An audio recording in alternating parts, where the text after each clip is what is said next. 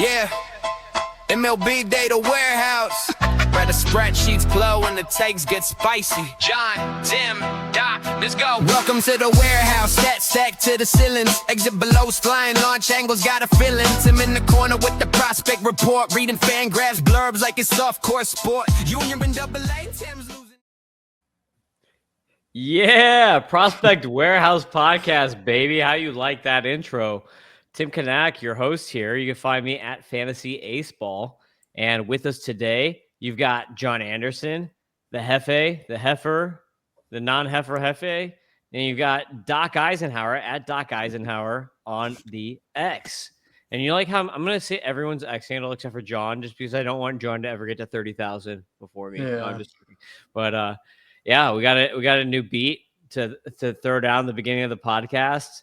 I think we'll go back to the other one. It doesn't fit us, hip hop. Oh, come on, dude. I like the beat. I don't. There's Doc I already know is not into it, but I think that was a solid beat. There's a full verse music. for each of us too. It's AI obviously, which is something, but it's got a verse for Doc about how he likes all the guys that are recovering from heart surgery and had tough childhoods and that, and it's like stuff about my bad attitude and Tim's prospect stuff. So it's amazing what you can do, but we probably need to go back to pop punk.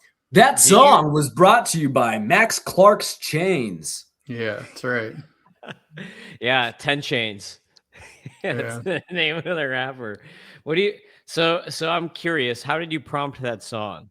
Did you actually write anything in it, or did you just say, make a rap about MLB Data Warehouse? Because I did one too. Yeah, after you showed me yours, I was like, let me see how this thing works. I've never done like a music thing with AI. And I didn't even prompt it at all.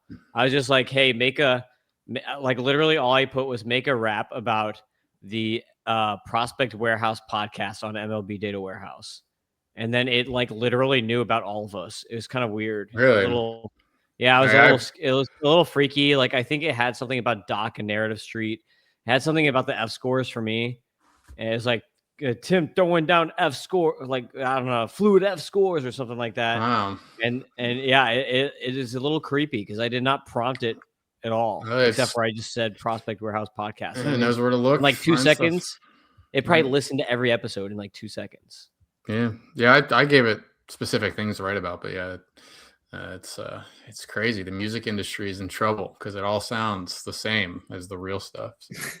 So before we jumped on here, I was actually just telling my wife, because I read this thing. It said that the CEO of Anthropic is not sure if Claude is now like sentient or not. He's like, I don't even know if my own AI is conscious or if it has taken over thing. Like they have no idea. The AIs at this point, they have the people that have started them and created them have no more control. Like basically it's wild west of technology. How can it be sentient? Nobody understands consciousness. It's a computer. It's just running computer code. I don't know. I think we might need to call in a Doc Holiday to come and execute some AIs. So that just unplug it. You just unplug the thing. I mean, I know it's not plugged into one place, but I think we're okay. I don't know, man. John Connor. Doc, do you have a good Arnold voice? You're an actor. I'm sick right now. Let me from Terminator. This is a movie. I've been smashing cough syrup and whiskey as like what is it? You got to get to this job. Yeah, it's kind of okay. Yeah, that's a little bit. That's okay. There you go. Yeah, you got his drunken whatever down pat. So actually, what guys we're going to talk about. What's a good line from Jingle All the Way? What's the name of the superhero in that one? Yeah, didn't he like? Yeah, what's that? There's like one scene in that one that's famous. I can't remember that scene right now. I used to have. I don't know if you guys ever saw this. Okay, so we're taking this one way off the tracks. I don't know if you guys ever saw. They used to have these boards. They used to have these boards where you could like play sound effects from certain like actors or movies, and they had an Arnold one that was fire. And I'd always press the little buttons on the Arnold one. You prank call people with the soundboards? Yes. Yeah.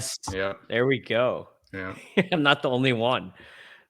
Yeah, right, no, dude, so- every day. 2012, 2013, like middle school, we were doing that. That's classic. You were in middle school in 2012? What? No, I would have I was been gonna 21. say- Sorry, I was gonna say, 2005, bro, you're way younger than I thought. 2002, I was in- 10 years, 2002, 2003, 2004. That when you dial up. Okay, internet. I was gonna say I was in like grad school when you were in middle school. What's going on here? I'm 35. Yeah. All right. Let's get into some shortstops. We got dynasty shortstops coming your way. We already did prospects. We already did a redraft. So here's dynasty tier 1. This one is a tier of 3. This is the most simple, basic tier of all time, but it's tough. We've got Bobby Witt Jr. number 1 because it's me. I've got Gunnar Henderson number 2 instead of Ellie, and I've got Ellie at number 3, but it's still all the same tier. So Bobby Witt Jr., Gunnar Henderson, Ellie De La Cruz, keep 1, draft 1, cut 1. Doc, go. Oh, bro, I'm going to tell you one thing right now. Wasn't fully paying attention, but jumping in, Bobby Witt, keeping him pretty easily. I mean, we were spoiled 2 seasons ago. He's still really young. Yeah, 26 years old. Is he even 26 yet? Or is he about to turn 26? This Like is he's his still age 25. 26 Yeah, season. I think he's like actually still 25. But anyway, it doesn't matter. He's still a baby. Yeah. He's got his best years probably hasn't his best season probably hasn't happened yet, which is crazy, especially because they just moved the fences in and the team's getting better around him. So the counting stats will go up. Oh, it's a tough one though. I do love Gunnar. I think people, if you haven't totally given him a discount, I wish he got more of a discount after last season. You know, people are clearly still believing in the kid. I like Gunnar. Just love it. He's a good country boy. Man, it is tough though. This is like Ellie could go off again for like 50 steals, 30 home runs, 50 steals. And I don't think Gunnar has that. So real life, give me Gunnar. Fantasy baseball, I gotta take Ellie. And so I'm cutting Gunnar, which stinks. That's right. I It agree. hurts me a lot. I had to give you a long way around it. Okay, so Gunnar Henderson or Gunnar Stahl? What? Gunnar Henderson or Gunnar Stahl? I don't know what that means. These references, I don't. Deep cut, D2 the Mighty Ducks. Gunnar Okay. Stahl. Gunnar Stahl is the Icelandic hockey player who was leading the tournament in goals. And Julie the cat saved the day and stopped him from scoring the game. I tried to show my kids Mighty Ducks 1, and there was they were swearing in it. It's like this is 1990s kids movies. There was all kinds of, not like F words or whatever, but yeah, watch Sandlot. Sandlot's pretty bad, dude. Freaking A, come on. They can't, so I would turn it off. We shut it off. It was too bad. They weren't that interested anyway, but yeah, you gotta let Gunnar go. Here, Tim, do you disagree? I disagree. Yeah. I disagree. I'm keeping Witt. I'm drafting Gunnar, and I'm cutting Ellie. I think Gunnar's going to bounce back to 2024. I think we're going to get 35 bombs from him, 20 steals, and you got Pete there now. He's going to be 100 runs, 100 RBI, better lineup, worse stadium, but I trust Gunnar. I just think he's a natural, a better hitter naturally than Ellie. And it's Ellie, I think, is going to be 2040 or 2050. But honestly, we've talked about it, guys. I think that we are reversing trends here where steals might be easier to get than power at this point in time. So I'm going Gunnar. There's 50 steals with Ellie sometimes. That's hard. That's what I said, 2050. I'll take 35-20 over 20 with a better batting average over 2050. No, let's get Kyle Stowers way later. Who's going to jack 40 out?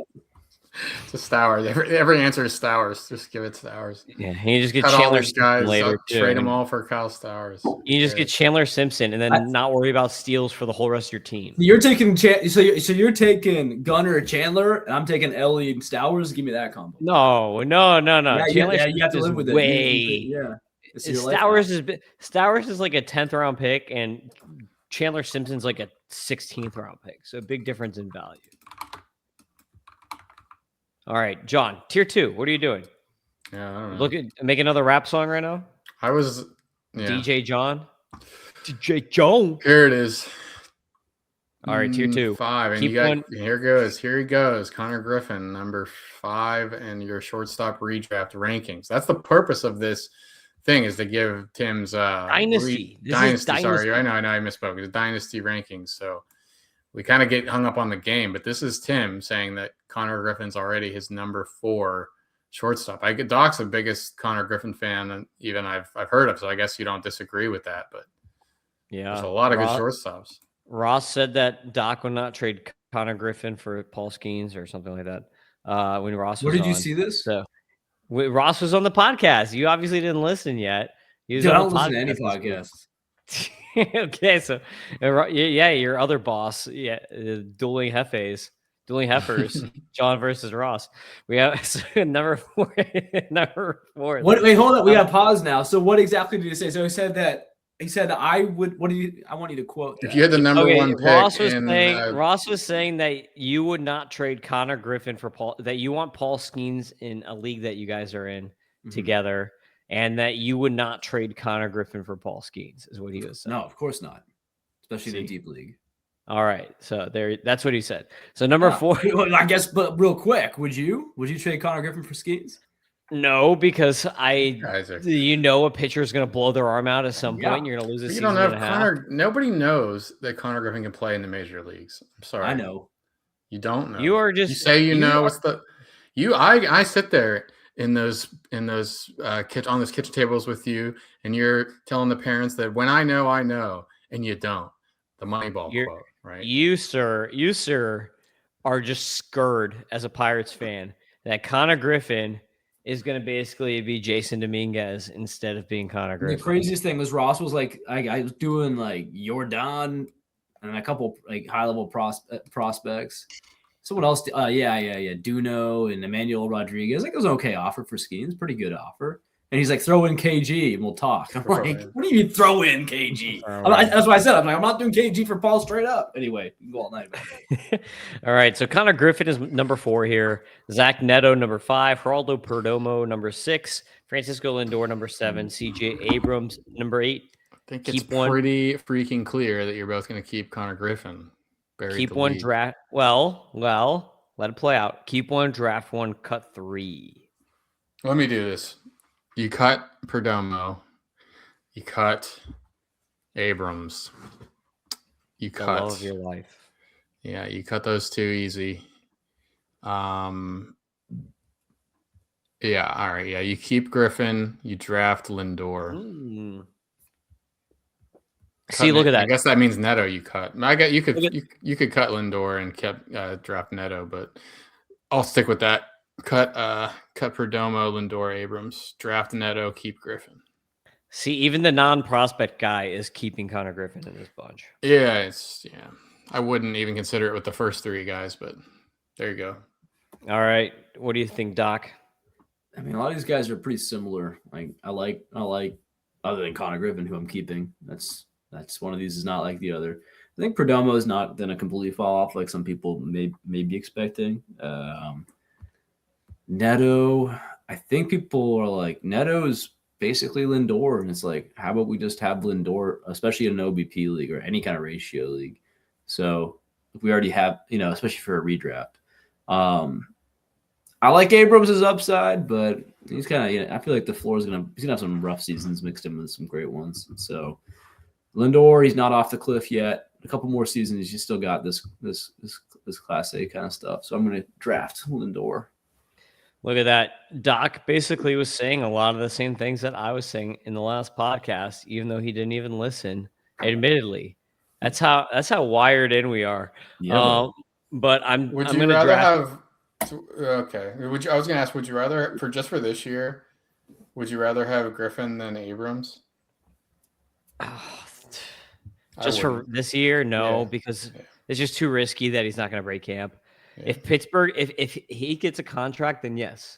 So if Pittsburgh extends him, then yes. So if tomorrow it comes out, Connor Griffin, 8 years, $128 million or whatever, signs with Pittsburgh, then yes. Then you draft Connor Griffin ahead of CJ Abrams in a redraft league. Okay. I think so. Don't call me crazy. But I'm drafting Neto ahead of Lindor. We kind of talked about this last time. I'm doing that because of the injury. If it wasn't for the injury, then I would draft Lindor ahead of Neto.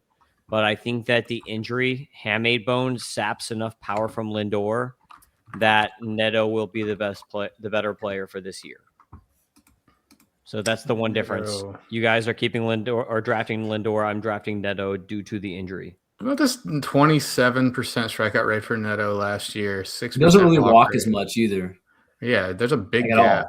There's a 20-point gap between K and walk for Neto. Again, 27% K, 6% walks, 257 average. Doesn't it feel like he could be a dude that hits 240 one of these years? I mean, he's home runs plus steals.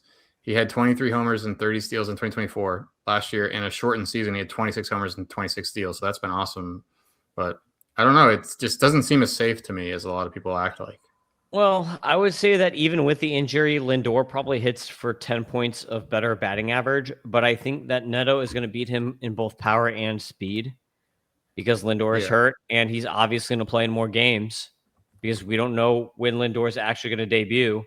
So he's going to have more counting stats. So if you're getting more or less the same thing with a healthy younger player than an injured older player, it just makes more sense to keep Neto. Lindor's been doing it a lot longer, so maybe you could say he's safer, but I would say he's not because drafting injured players generally backfires to some degree. But it's not like a re-injury risk. You're just risking like 5 to 10 homers, you know. Yeah. I'd say he loses like 5 to 10 homers off of what was expected. He might lose like 10 points of batting average because he's not going to be hitting the ball as hard. So you're going to lose some line drive hits. It's not a guarantee, but it's something you have to incorporate. But some guys are fine, you know.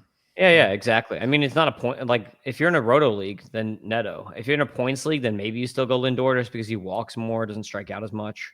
But I think in a roto league, you still pick Neto. What do you think Connor Griffin's going to do this year? Like, imagine he's on this team all year. What's his homer steals average? What's your guess? Because I'm going to laugh at it, I think. Okay, if he is on the team this year, I think he hits like 240. Fine. If somewhere around 240. We're saying he breaks camp. He hits around 240. I think he gets 24 home runs and 46 steals. 46. With like 90 something, probably like 90 something runs, and then like 60 to 70 something RBI. He'd have to end up at the top of the lineup. I guess he eventually would if he's doing well, but yeah, I don't know. It'll be really fun to see. I'm excited about it. I'm excited to see what happens for the Pirates, but you will not find me being optimistic. Yeah, what's your line? Head to head matchups. I'm way more excited to get Griffin, but yeah, Roto, you're like missing. You're at risk of not just him starting the season, but him starting the season and like having to figure out major league pitching as they figure it out. If he starts the year, what's your guess at homers, steals average? If he starts and never goes down and stays up, 20 home runs, 20. People forget he's faster than he is. Like, right. He's more known for stolen bases. 20 home runs, 25. That's crazy. 20 home runs. I'm going to bring it down a peg, but 20. If he plays the whole year, every game, 20 home runs, 25 stolen bases. 219 average, but 219. 330 OBP. Okay, well, that's 321 OBP. 321. All right, that's not insane. It's okay, but it's the thing. Like, but I think he's going to get better as the season goes on. I think that's worse than Abrams. Abrams is much better than that. Yeah, I think by the end of the season, though, if he gets like a good amount of run, he'll hit a stride and he'll like end the season like, I don't know, like 270-ish, crushing baseballs and stealing bases. All right. We good? Yeah, next tier. By the way, the reason I said that was O'Neal Cruz had a worse batting average.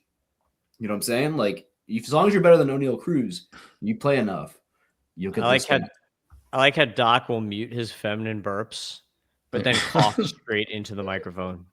Feminine burps, bro. Wow, this guy wants to hear my. You muted your burp last time, dude. And no, it wasn't because it was feminine. It was because it was like toxic. It wasn't like a big beer belch. It was like I'm kind of dying, a gut rot. I'm just buzzing with you. Tier 3, keep 1, draft 2, cut 2. We got Aiden Miller here, my boy. We got Bo Bichette, another one of my boys. We got Trey Turner, John's boy, literally. We got Corey Seager, and then we've got Colt Emerson, who John is like, I don't even want to hear anything about on the last podcast. He literally said, I don't want to hear anything about Colt Emerson. You ranked him like 11th or something. It was crazy. 19th. He might break camp for the Mariners, and he's a hit plate skills guy. So anyway, Aiden Miller, Bo Bichette, Trey Turner, Corey Seager, Colt Emerson. Keep 1, draft 2, cut 2, Doc. I'm gonna keep Colt Emerson. This is just in honor of John. But I'm working on my ranks. I haven't done ranks in over a year. But they're almost done. And I have Colt Emerson at number 6 right now, over non-debuted prospects. So we got to put those up on the. Can you finish those and send them to me, and we can put them up on the consensus rankings? Yeah. Aiden Miller I have at 9th, so they're not too far apart. But I guess just I'm not going to keep the other one, so I'll keep Colt. Draft Trey Turner, draft Corey Seager. Well, it depends if it's a matchup league or a roto league. I'm way happy to draft Seager in a roto league because if he's out for the season all of a sudden, like after giving me 25 home runs in half a season, it's like I can make something up. But if I know there's a good chance he won't be there for my championship, for my playoff matchups, then I don't draft these injury prone guys. I'm way more hesitant. But yeah, I'll keep it as if it's a roto, I guess. Otherwise, I'd be drafting Bo in matchups.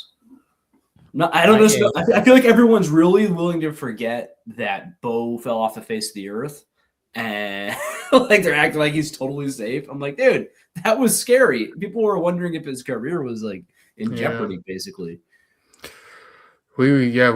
We looked at just yesterday Bichette in the redraft, and it looks pretty good. I think we're all kind of believers, but he's definitely been a guy to let you down. I mean, he was a first-round pick in 2022. Yeah, he's only had one bad year. I mean, like, I think that if you think Bo Bichette has speed, he doesn't. The year that he had 25 steals was an aberration. It's never going to happen again. Out of this group, I'm keeping Aiden Miller. Obviously, I've got him ranked first here. I love Aiden Miller. I think he's going to be a stud. I think he's very underrated. And for like roto leagues, he's going to be better than Colt Emerson. Well, Colt Emerson is going to be up sooner. Aiden Miller could be like 25 guy in the majors. So you got to love that. And he might even be a third baseman. So he might be like the David Wright of the Phillies. Very possible. So Aiden Miller. He could be terrible. He could just flame out and not do anything ever. Yeah, it could happen, but I like him a lot. I think he's pretty solid. I think he's been made a lot of strides over the last couple of years that show us that. So Aiden Miller is, and if you want to hear more about his underlying numbers, you can listen to the prospect episode with Ross, where we go more into it.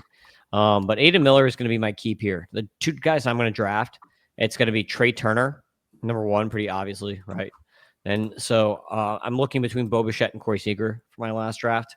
And I'm going to be drafting Bo Bichette because, number 1, he stays healthy. He's only had one like bad injury in his whole career. That's 2024 in his bad year. So he was hurt that year that he was bad too. And last year he rebounded pretty nicely. Amazing 124 fScore on the hit tool is like the best in baseball.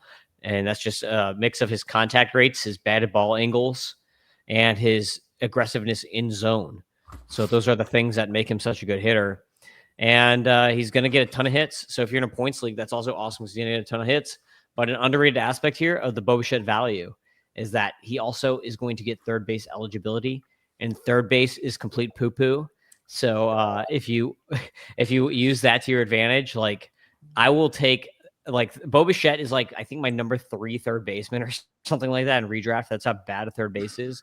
Let me see. Yeah, I've got Jose Ramirez, Jr., Caminero, Bo Bichette for third base. So he's like right there with like Machado for me for third base. That's like an awesome angle to take. Yeah, because Bichette gets pushed down because he's a shortstop right now, but you'll get third early. So that's a really good strategy just to go in, pull the Doc said he's drafted 3 shortstops already in TGFBI. But you could do something like that and have it kind of look crazy, but then you'll know that you're sliding Bichette over to third. So that's a good point. Yeah, for sure. So that's why I would be drafting Bichette over Seager. Aiden Miller does look extremely good on the fScores, man. Doing everything right. Should probably not the greatest for this year because has no chance unless Bohm gets hurt or something. But I don't know, man. He made it to AAA last year, and the Phillies have been trying to trade Bohm for like 2 years now unsuccessfully. And if Bohm comes up and is doing nothing and it's kind of just blah, then Bryce Harper might just go in there and be like, promote Aiden Miller, we gotta win. Like, I'm getting old. Like, yeah, I don't know. yeah, I don't know. But no man. chance of like April. We're talking a lot about these prospects as like potential April guys, and that doesn't. Like, no, not an April guy. Yeah, I'd say like mid-season call up is kind of realistic actually. Like last year, he made it to AAA as a 21-year-old, 82.5% contact rate at AAA, by the way, and more walks than Ks. It was a small sample size. But on the season, he had a 77% contact rate, 88% zone, almost a 16% walk rate with only 23% K rate, 14 bombs, and 58 steals. So this guy is kind of a stud. 106.3 90th EV too. So like this dude hits the ball hard. He runs fast. He makes contact and he takes walks. He really does everything that you want. I still think I would. Keep, I guess. I guess I would be with you. I guess I'd keep Miller, draft Turner and Bichette, and we'd have to let Surgery Seager go. And the Colt Emerson guy, I don't even know anything about him, but I don't like him. It's like this mix of the Colt Keith and Emerson Hancock, two like top prospects that kind of disappointed me. So maybe that's the bias I have against them. Yeah, you're just following the there's a word for that, right? Where you just like associate words with each other over and over again. The name game. Remember that? Did you ever listen to Carabelle and Tristan Cockcroft back in the day? Fantasy Focus. Yeah, that podcast was great. That was like the best one back in the day. I'd listen to it on the way to high school. I remember. Like, I'd have to download it. I'd have to log on to my 40 or my 52K or whatever that internet connection was. I don't even remember. I'd have to log on to that horrible sound, right? I'd have to get there. I'd have to go to iTunes, download. I had to get up early to do all this. To let the episode download, and then I had to transfer to my iPod before I could get on the bus and listen to it on the way to school. So that's just like such a good memory for me. But they played the name game a lot with stuff like that. So shout out to those guys. Have you showed your kid a DVD or a CD yet? But we played Nintendo Wii. We just got Mario Kart. So yeah, they're like throwing it around, and as if you can just like, I'm like, no, you can't touch it. Like you scratch it and it won't work. We won't be able to play. So yeah. Yeah, I give my kids one of those things where you would look through like the visor and you could put the little disc in, like nice. With animals and stuff like that. Right. They completely destroyed every single one of those little white things that you put in the visor thing. So next tier. Yeah, great stuff. Big one. Yeah, this is a big tier. We have 7 guys here. So Colson Montgomery heads off this tier. Ezekiel Tovar is next. John and mine's hero. Jacob Wilson, 3rd in the tier. Jeremy Pena, 4th. Willie Adames 5th, Mookie Betts 6th, Trevor Story 7th. So keep 1, draft 2, cut 4. What are you doing here, Mr. Doc? We haven't had a narrative street yet. We need narrative. We need a narrative zoom on Doc. We need him to be a tiebreaker. Narrative guy, Doc. Come on. Tiebreaker on Mookie Betts too. Give us your takes on Mookie Betts. I got takes. Yeah. Colson Montgomery was an athlete. Multi-sport athlete, and he played basketball all the way up through high school, and so that just was a lot of time that he wasn't spending on baseball. And while he was struggling in the minors, I said, we don't want to necessarily say he's Gunnar Henderson light, but maybe he's Gunnar Henderson light without the speed. So because Gunnar had the same issue where he popped out of nowhere, quote unquote, but there's just this athleticism that hadn't been polished up due to him playing all these other sports, right? Not using his time to focus specifically on baseball. Looks like that might have been what happened last year with Colson Montgomery. He really broke out in a big way when he hit 31 home runs or something, like insane. Look at this guy, hooping out. And so I guess it just depends on your league. But it's funny. I feel like MLB Pipeline gets really lazy and comps everyone to Corey Seager with their 6'4" and the shortstop. Mm-hmm. But I actually think Colson Montgomery is a decent comp. Like that makes sense. Didn't you say the same thing with Ross, Tim? Well, no, we were talking about Corey Seager comps. someone else. Yeah, no, we were talking about Bryce Rayner because everybody says, and then that's when I was like, everybody says every lefty shortstop is Corey Seager. Yeah. Because it was Colson Montgomery, and then it turned into Bryce Rayner. Rayner's fast though. It doesn't make any sense. Yeah, it makes no sense. I agree. No. It's tough. Probably keep him, I guess. I really like Jeremy Pena's upswing. It's tough too. He's still 28. Again, I feel like his OBP is not that great. I don't remember. It's like 328 or something. But his average is great. So let's say broke a finger too. Huh? He broke his finger, but he's apparently he's barely gonna be out. He's gonna miss like 1 week. So it must have I guess I'll keep Colson Montgomery. Nobody's buying Colson Montgomery's like successful season. Like his value is low. Apparently, even me, I'm like not fully in, but I'll keep him. So I guess I am more than everyone else. So I asked John on the redraft pod, Colson Montgomery or Munetaka Murakami? Yeah, Doc, what do you answer that? Because I didn't know. Oh, easily Montgomery. I mean, Murakami, his contact rates overseas were pretty horrific. Like, I'm not sure it's going to work out right away. So same with Montgomery though. This is the plate discipline thing. I guess I meant to do. It's not the same with Montgomery. His contact rates are bad. Let me see. I want to see what you're talking about here. He had a high strikeout rate last year, 29%, 69% contact rate, 80%. No, these contact rates are okay. So in the minors, first of all, in AAA, it was 88% zone contact last year and 74 total. And even in spring training right now, he's doing pretty well. Last year, 82% in zone, 70% contact overall. It's fine for his rookie season. Murakami, I'm pretty sure, like a 63 contact rate against garbage pitchers. Yeah. So that's the difference. Maybe let's see what his spring training. Maybe he just can't hit splitters, man. And everyone in Japan throws a splitter, and that's the problem. Maybe how come I can't find him? He can hit 95 mile an hour fastballs. Well, Murakami's got 0 walks so far and a 40% strikeout rate in spring training. So there's that. 56. Did he hit a home run somewhere? That must have been batting practice. Yeah, it's not on here. You're right. 38% K rate for Murakami, no walks, like you said. 64% zone contact. Overseas, 63% the last 2 years in bad baseball. Bro, who eats more pasta? Not the same. Murakami or Colson Montgomery? I'm not taking Murakami anywhere. Like, not even for pasta eating. For like sushi eating, absolutely, dude. Like if all you can eat. We're the most pro-America fantasy baseball podcast, and we're planting our flag against the Japanese this year. We're Team Taiwan here, and not Japan. Yes, we are Taiwan and America. The only we'll die for Taiwan.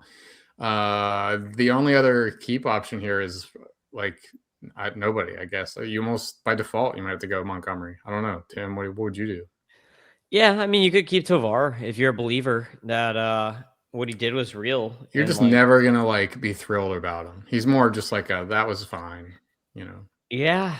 I mean, I put Montgomery on top here for a reason. So I would barely keep Montgomery, but it's actually pretty close in my mind. Tovar is gonna hit for a better batting average no matter what, every year. The thing about Tovar is that his plate skills are not good. His plate skills are like Javi Baez-ish. 3-4% walk rate with a 28% K rates. So while he has a good hit tool, his plate skills are pretty atrocious. Swing strike rates are off the chain. They're off the 10 chains. 19% swing strike rate in his 2024 amazing season. He does not have good plate skills. He still has a way to make it happen because he's in Colorado. He's so aggressive. He swings so much that he usually doesn't whiff. When you're swinging at everything, you have 3 chances to make contact because you're not taking strikes, so you don't strike out all that much. It came up a little bit last year, but it's not great. Not an OBP league guy for sure. Yeah, I guess there's an argument in a points league that maybe you would keep Jacob Wilson in a points league. I didn't get to draft my second guy. Y'all ran over me. Right, we did. All right, go. So I'm running over you. And I'm taking my time while I do it. I don't know who I want. Awkward. I was gonna say awkward silence.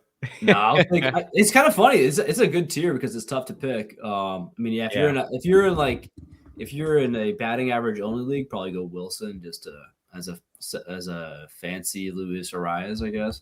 Mookie Betts take, please. It's a concerning drop off. I think he's so good that he'll figure out a way to stay fantasy relevant and real life relevant. Is he qualified at? He's not qualified at second base right now. He's not. He only played shortstop last year. Yeah, so that's a huge problem. Gosh, Trevor Story might be like if it's not a BA only league, maybe I go Trevor Story instead. I would cut Pena, Story. Wow, Pena. Wilson, Adames. Draft Betts. Draft. What did I just say? Did I already cut? Maybe I would draft Story. I'll draft Story, Betts, keep Montgomery, and cut the rest. You're gonna regret Pena. Yeah, I would draft Pena, and I would draft Tovar. It would be my drafts. Actually, Mookie Betts hate. It's crazy. It's close. I'd almost draft Adames, but I'm definitely drafting Pena, even with the broken pinky finger or whatever it is. The rest of these guys, it's almost like, what league are you in? Like, it's so league dependent, right?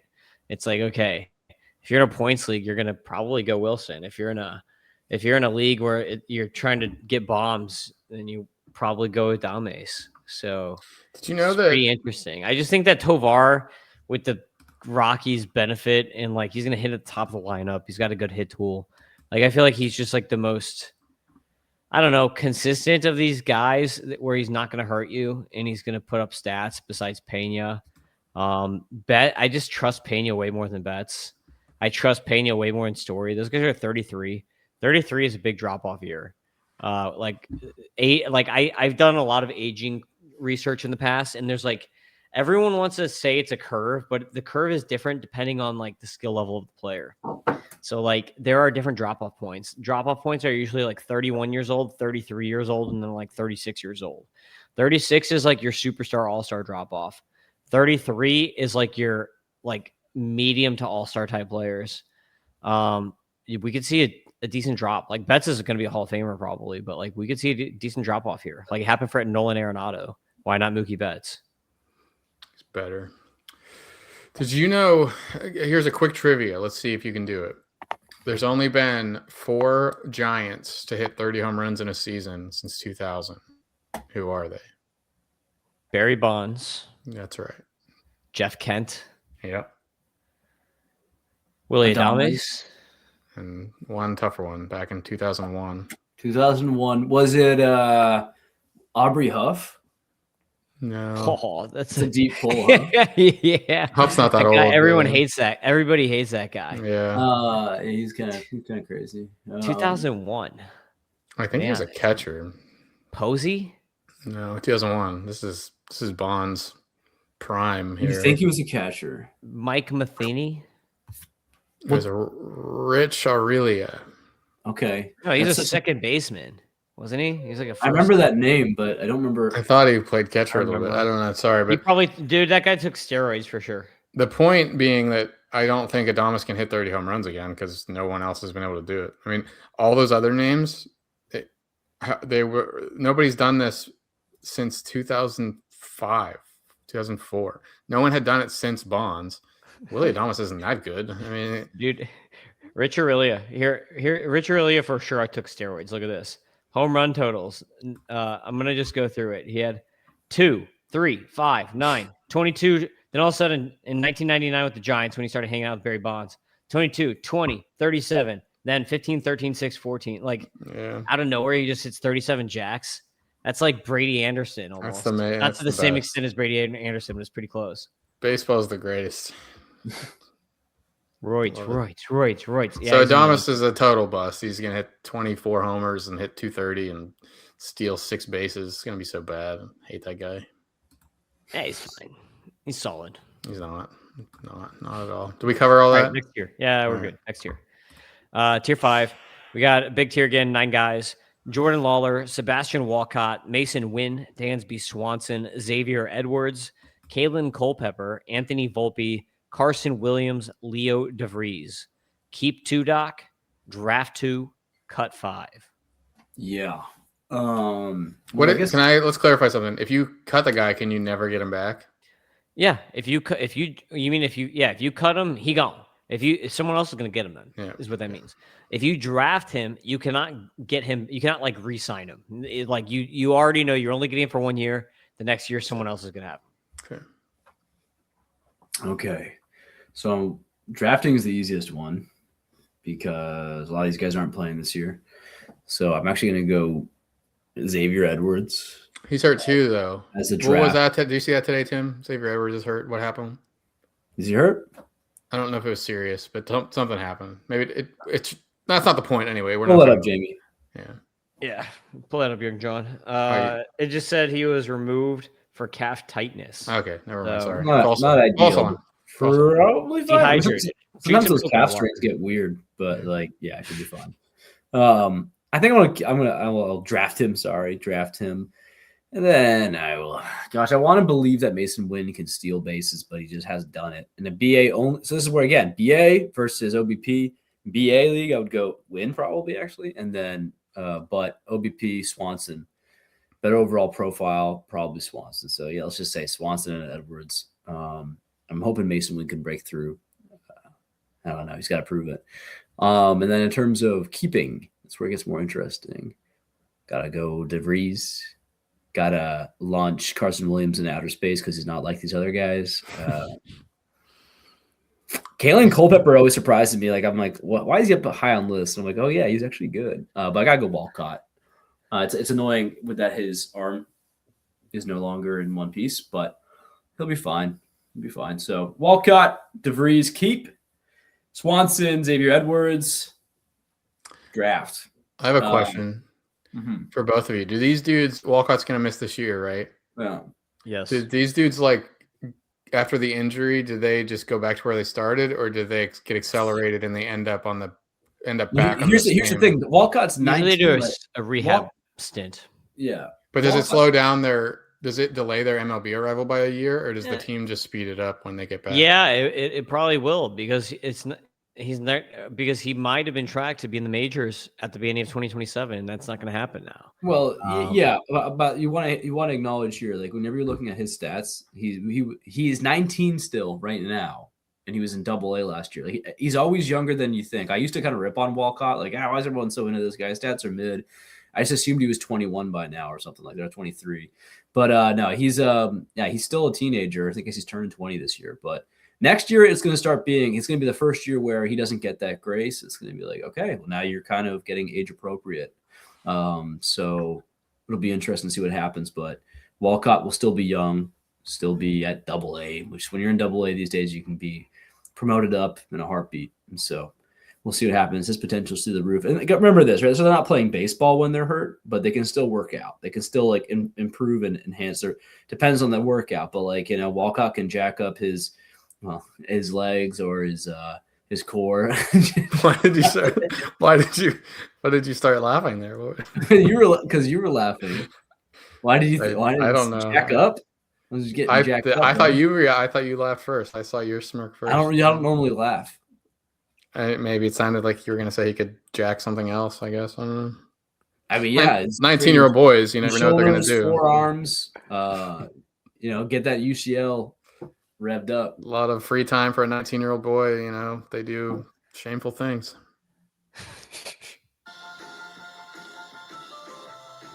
Tell us more about Team Boys. Walcott. Walcott. Don't you know that you're insane? Vampire Weekend, baby. I'm not going to keep Walcott now because of the injury. So I made these rankings pre-injury.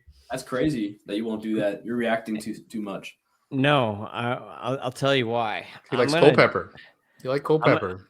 I'm keeping Leo DeVries, who's moving ahead of Walcott now in my rankings. I had Walcott ahead, but Leo DeVries is going to bump. It's fair to do that, but yes. So I'm keeping Leo DeVries, and I'm crazy. I'm going to keep Jordan Lawler. I knew he was going to say, dang. I'm going to keep Jordan Lawler here. He's gonna play this year. He was amazing in the minors. Like he had fantastic stats last year in the minors. People are gonna look at his major league stats and be like, this guy sucks. He's quadruple A or whatever. It was a small sample size. He did not get regular run. Now he is to play an easier position. They're gonna move him to the outfield. Hopefully, if he was smart, he spent the entire offseason training to hit breaking pitches. We went pretty in depth on his breaking pitches when Ross was on. I don't know if you want to pull that up, John. He was really, really good against fastballs, and even some breaking pitches he was okay against. There's like one, he was really bad against changeups, and I think it was sweepers that killed him. But he could hit sliders and like curveballs, but he was just bad against sweepers for whatever reason. So if you want to see the magic of MLB Data Warehouse, check this out. If you're watching on YouTube or X, this is the kind of data you can get at MLB Data Warehouse. You can actually get how well minor league players hit against certain pitch types. So we're seeing right here, fastballs, 85.1% contact. That's not zone contact. That's regular contact. This guy crushes fastballs. Against sliders, 61.6% contact. Nice. That's actually better than Spencer Jones's contact against everything. So that's still not even actually that terrible. Sinkers, 87.1% contact. This is where it gets rocked. Changeups, 54.4%. Sweepers, 55%. So changeups and sweepers completely destroyed him. Maybe if he was smart, he trained all offseason on looking for and mashing changeups and sweepers. That's what I would have done if I were him. Let's see. We have a ridiculously small sample size on this same chart from the spring, but why not, right? Why not? Small sample springs, baby. Here it is. 33 four-seamers, 77% cut. Still a problem with the slider. Again, we're 19 pitches seen. Like this, we can't even do this. Oh, look at that, baby. 100% contact rate against changeups, 8 changeups. That might be one swing. Home run. It might be one swing. Yeah, no, 2 swings. See, 25% swing rate, 8 changeups. So 2 swings, 1 home run. And dinger. He's 2 for 2. Fixed. Baby. He's fixed. Yeah, and against sweepers, he's 1 for 1 with a home run. There we go. Changeups and sweepers. All right. Bombs away, baby. All aboard. Yeah, all aboard Lawler train. Okay, so those are the 2 keeps for me. I'm drafting Mason Wynn. I'm drafting Dansby Swanson. Dansby Swanson is basically like the most vanilla shortstop you can get. But guess what? He does the same thing every year. And sometimes that's okay. Like, dude, didn't he go 2020 last year? He was good. He literally the same thing. He went 24-20 last year with 84 runs and 77 RBI, 240 batting average. So the last 3 years, 244, 242, 244 batting average. Chris Davis with the K had like the same batting average every year. That's basically Dansby Swanson. He had in the year before 16 homers, 19 steals. So he's been like roughly, if you average those 2 seasons out, he's been 20-20 with a 243 batting average over the last 2 years. And it's pretty close between both of them. So pretty solid player. Not great. Not going to win you your league. But the thing is, if you draft Dansby Swanson, if you missed the other shortstops, he's also not going to lose your league. Like he's going to do all right. So that's the good thing about Dansby Swanson. It's like that's like your floor shortstop. He's like the ultimate floor shortstop.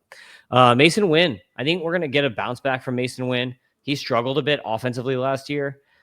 He won a Gold Glove or whatever at shortstop. He was a baller defensively. But I still think that Mason Wynn has a 15-15 profile in there with like he a was playing hurt average. Yeah, he was playing hurt all year. Still had a 110 max EV. Still really good exit velocities, actually. 88 average EV. His problem has been barrels. He's not been able to barrel up the ball. Besides barrels, his EVs have been great. He's fast. He's super athletic. I think that he's a very solid player, and I think there's a good chance that like when we were building my like fictional Cardinals lineup, I had him hitting 3rd. Like I had if I was building this team, I would have I'd go like JJ Weatherholt, and then I would go Herrera 2nd, Mason Wynn 3rd, Burley 4. That's the way that I would build that lineup.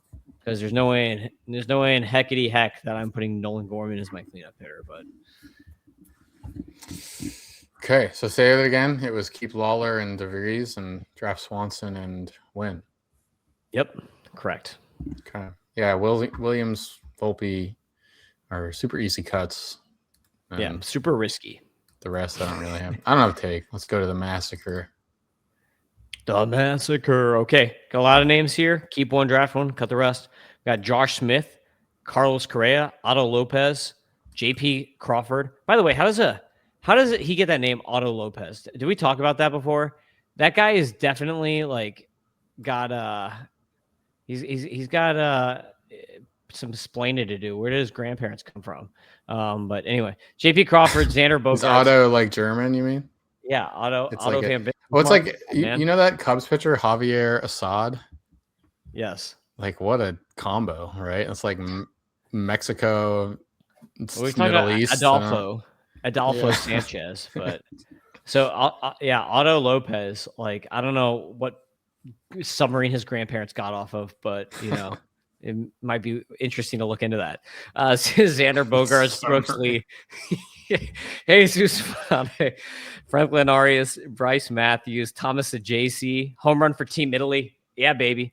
Maximo Acosta, Blaze Alexander, George Lombard Jr., Brian Rocchio, Ryan Ritter, Jose Caballero, Bryce Rayner, Arjun Namala, Ha-Seung Kim, Cooper Pratt, Ava Arquette, and Wihaiwa Aloy. Big tier.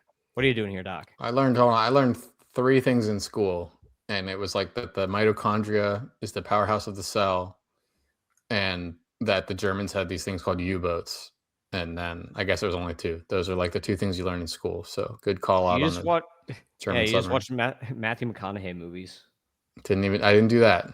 And then the Schoolhouse Rock and stuff. I know about the preamble to the Constitution for that. But go ahead, man. This is a freaking. Do you just keep Jesus Made? I don't know. Let's see what Doc says. That's what I'm doing. Yeah, it's too easy to keep Jesus Made here, who is where do I have him in my ranks? Your little sneak peek. Gotta be top 5, right? Top 10 for sure. I got him as my number. Actually, I have him number 10. Okay, a little bit harsher than most, but yeah, top 10 prospect, non-debuted. So yeah, hard to argue with that. I like Rayner, I like Lombard. Actually, I gotta probably bump him up there. He's surprisingly good. So easy though to keep Jesus Made. He went on Made. I'm sorry to keep interrupting you. We might as well bring up this Dynasty. Here's the top 10 of the MLB Dynasty prospect. It was prospects only, so only non-debuted players. And yeah, Made went number 3 after Griffin to Doc to Griffin, Leo DeVries, and then Jesus Made over McGonigal. How did McGonigal not go second? Yeah. That's crazy. Yeah. But no, I don't think McGonigal should go second for fantasy baseball. Oh, I think Weatherholt's actually better too. What I have, this is a big reveal. Actually, is it controversial to have McGonigal 5th non-debut? Yeah, 100% it is. Wait till you find out. Everyone's got McGonigal 1 or 2. I just think that's wrong. He's not going to steal that many bases probably, unless he does something very different from what he's done throughout the entire minor leagues. I don't think so either. I think it's going to be like 25-10 or something. It's fine. Yeah, he'll probably be really good, but there's going to be a guy on there who goes like 25-35. Yeah, Made probably. His name is Max Clark and Joshua Baez. Aiden Miller. Aiden Miller is probably going to be better for fantasy than Kevin McGonigal. Yeah, well, Kevin McGonigal also hit for like 300 every year. Yeah, I don't have Aiden Miller above him yet. Like I have to be like pretty sure, but McGonigal is like, if you want best floor, McGonigal's got a better floor than Griffin, which is the only argument for having him higher. But not going to do it. Points league. Nah. Points still count. Stolen bases and home runs pretty good. Depends on your format. So when guys will like DM me like, "Hey, my points league, who should I take?" I'm like, "What's your format?" They're like, "Oh, you're normal," and then it's never normal. It's always something weird. Yeah. You're not that off on Made at 10 though. I've got Made at 7, and then I think Ross also has him at 10 because we talked about that. So like there are a lot of people have him at like 3, but I think that's overhyping it. Like I would rather have JJ Weatherholt right now than Jesus Made for sure. Let him earn it. Don't have to crown him already. Yeah. And who do you draft here? I will draft Xander Bogaerts pretty easily. Correa? No, Correa. Lame. But Bogarts is pretty lame too, but like a little less. I don't know what your scores don't really like with Bogarts at all. But Tim hates. Tim's a Bogarts hater. I'm not like a huge fan or anything. He's like a shell of his former self, but like that shell is kind of what you're talking about before. That shell of like a really good player is still like okay. Maybe he was never good. Maybe he just was never good. Maybe he just didn't defend. if he got paid less money, I'd feel better about him. Well, and it's not a category, but like if you want the Michael McGreevy of hitters, it's Thomas Sagazy. You can get him for free. Big Utility doesn't want you to know this, but you can get Sagazy for absolutely nothing in any league, and he'll probably qualify at like 7 positions by the time the year's done. I got him playing center field. Yeah. I mean, I'm definitely keeping Mata here. Draft. Ooh, you know what? Oh, like on a per plate appearance thing, it probably is Correa, dude. I like look. This is how it be. If I'm at this point in the draft, you're not drafting for a starter.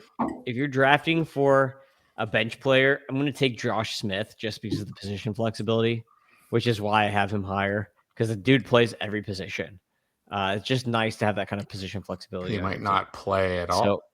So yeah, true. Well, he will play. But if you're in my opinion, if you're drafting for a bench spot, you want Josh Smith for a daily bench spot. If you are drafting for points, you want Carlos Correa. And then if you're drafting for Roto, you want Xander Bogaerts. I love Carlos Correa and Mookie Betts.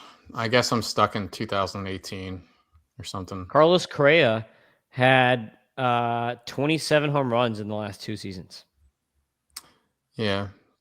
Carlos Correa had a 26 home run as his career best home run. I play in a lot of leagues that don't count home runs, Carlos Correa hasn't had a single stolen base since 2019. So he has not stolen a base since COVID. Yeah. Yeah, the Vax. The Vax took it away from him. It's too bad. It's too bad what they did to him.